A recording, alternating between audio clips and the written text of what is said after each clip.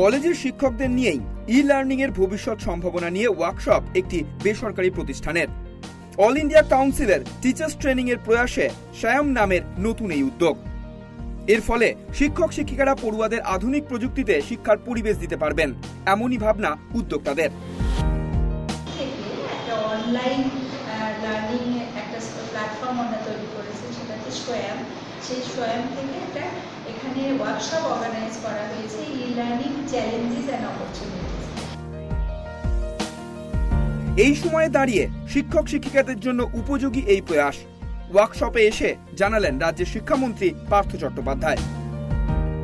ই লার্নিংটা সম্পর্কে তাদের একটা ভুল ধারণা তৈরি হচ্ছে, সেটা আমাদের সকলকে বোঝাতে হবে যে ফেস টু ফেস, এটাও ফেস টু ফেস।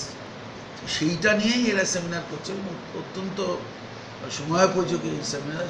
সুতরাং আমার দেখতে হবে যে যেন ফিস টিসগুলো না বাড়ায়, আর আমার দেখতে হবে যেন পঠন পাঠনটা ঠিক মতন হয়, ক্লাস নিতে চায়। শ্যায়ামের মতো নতুন এই প্রচেষ্টাকে সাধুবাদ জানানোর পাশাপাশি ফিজ নিয়ে আরো একবার বেসরকারি শিক্ষা প্রতিষ্ঠানকে হুঁশিয়ারি শিক্ষামন্ত্রী পার্থ চট্টোপাধ্যায়ের। ফিজের বিষয়ে সরকারের কড়া নজর রয়েছে, এ কথাই পরোক্ষভাবে জানিয়ে দেন শিক্ষামন্ত্রী। নদিয়া থেকে বিশ্বজিৎ ব্যানার্জির রিপোর্ট, এএনএম নিউজ।